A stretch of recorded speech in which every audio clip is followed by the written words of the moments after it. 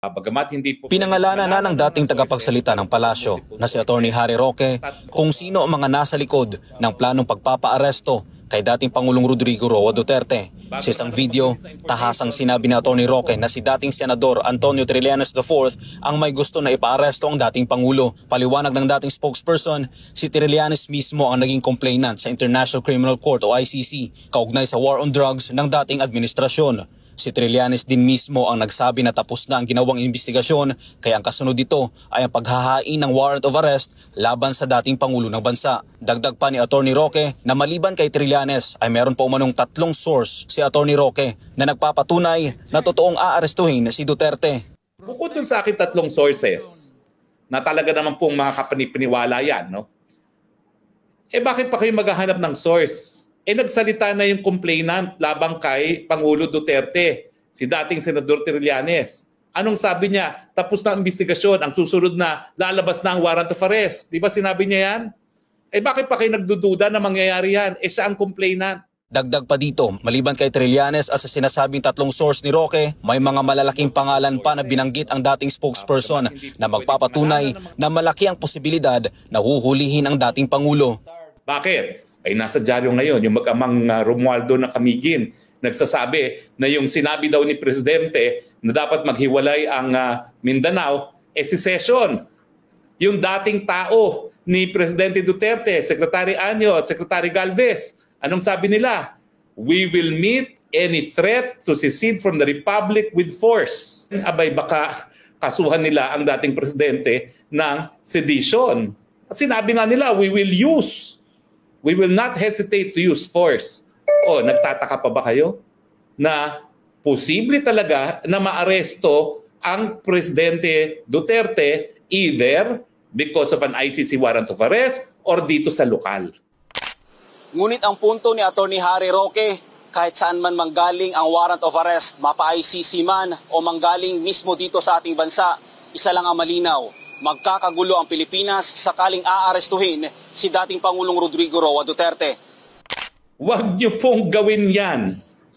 Puputok tayo na parang pinatubo.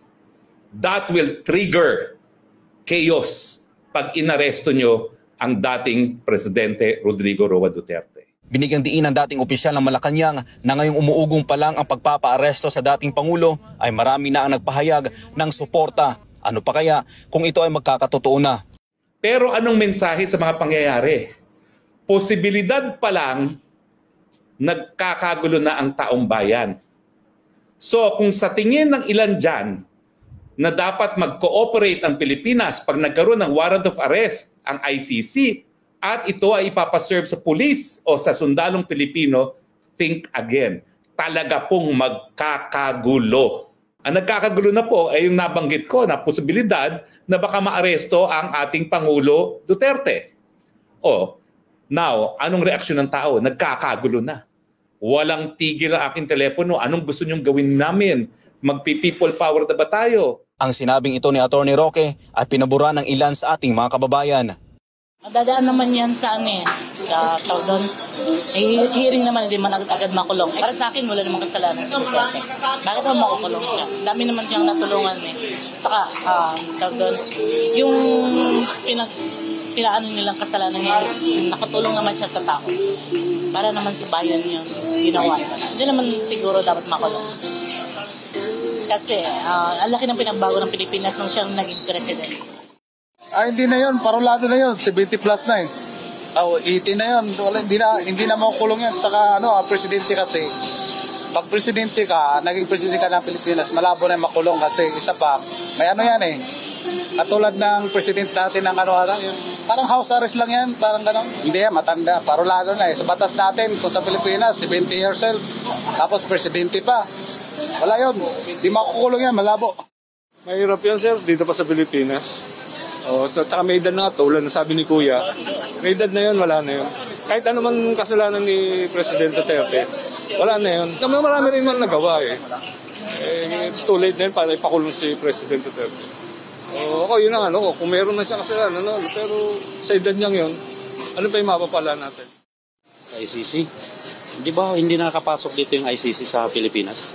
Hindi naman na pinayagan ng gobyerno dito ICC, di ba? Tsaka hindi na pinahintulutan dito sa Pilipinas ang ICC. Siyempre sir, depende po kasi yun sa batas. Siyempre po, lahat naman po ng bagay may proseso. Siguro po idadaan po sa process at mapapatunayan po may kasalanan. Pwede po. Pero kung mapapatunayan naman pong walang kasalanan, bakit po kailangan ikulong? Kasi po yun proseso po. Hindi po natin pwedeng i-judge yung isang tao ng basta-basta kung wala naman po tayong mapapatunayan na ginawa niyang masama.